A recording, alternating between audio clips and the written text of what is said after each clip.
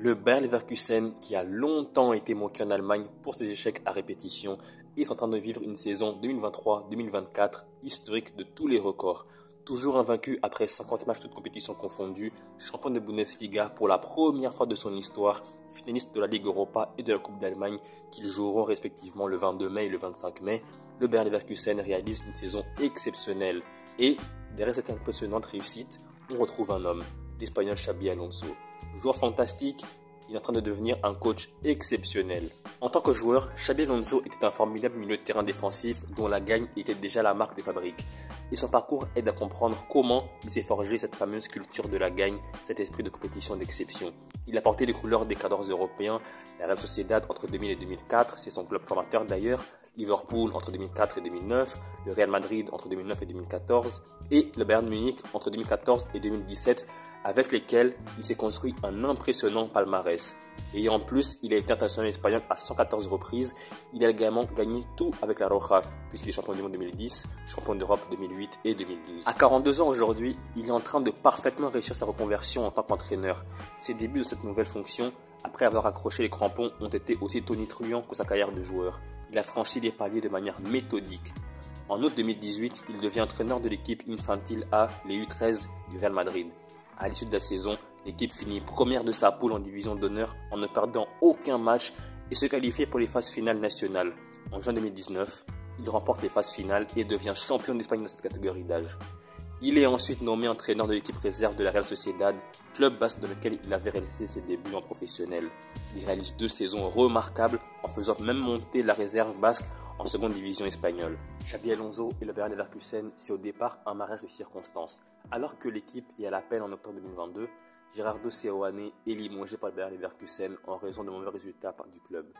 L'Espagnol Fernando Caro, directeur général du club, pense à son compatriote Xabi Alonso qui n'a pourtant aucune expérience à la tête d'une équipe professionnelle après avoir fait ses gammes avec les jeunes de la Real Sociedad et du Real Madrid.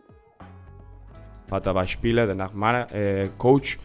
Ich habe gefolgt deinen Schritt und ich habe immer seine Meinung und seine ist für mich vielleicht das Wichtigste und ist cerebral, nicht so Ups and Downs.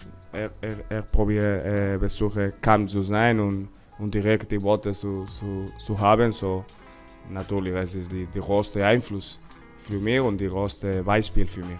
À l'issue de la saison 2022-2023, le Bayer Leverkusen parvient à accrocher la 6e place de Bundesliga et échoue en demi-finale de la Ligue Europa.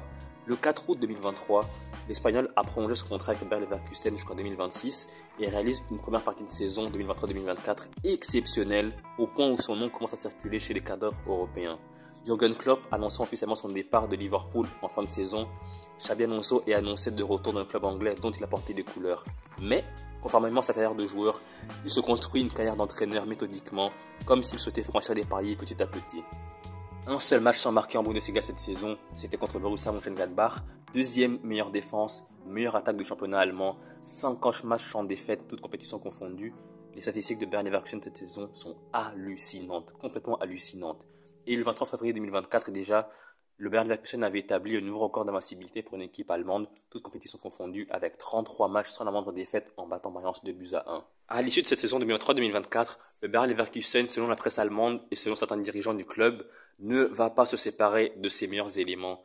Défensivement, c'est très solide. Au milieu de terrain, c'est très solide. En attaque, c'est très solide. Je pense notamment à Jonathan Tah, à Edmond Tapsoba, Kosunu, Florian Wirtz, Grimaldo, Frimpong, Victor Boniface, Nathan Tella, tous ces joueurs-là qui font une énorme saison, une très grande saison Bayer Leverkusen, aucun d'eux, selon la presse allemande et selon certains dirigeants du club allemand, comme j'ai dit, ne vont quitter le Bayer Leverkusen cet été. Au contraire, l'effectif va se renforcer et d'autres joueurs vont arriver. On parle de 3, 4, 5 arrivées de joueurs niveau Bayer Leverkusen pour renforcer l'effectif et être compétitif en Ligue des Champions l'année saison prochaine et pourquoi pas remporter à nouveau la Bundesliga. Ce qui est vraiment très bon pour le club et pour Xabi Alonso qui pourra grandir en tant que manager et Bayer Leverkusen en tant que club pourra être un cadre européen sur le moyen et long terme. Cette stabilité est essentielle pour que Xabi Alonso mène à son terme le projet du nouveau champion d'Allemagne et effacer sa réputation de loser qui a toujours collé le club car en 120 ans d'existence, figurez-vous, le Bayer Leverkusen n'a remporté que 2 trophées. Une coupe de l'UEFA en 1988 et une Coupe d'Allemagne en 1993. Donc voilà, c'est la fin de la vidéo. J'espère que vous avez aimé la vidéo. Si c'est le cas, likez, commentez, partagez et surtout, abonnez-vous. Pourquoi? Tout simplement pour ne rien manquer de la suite de mes vidéos. Salut et à la prochaine!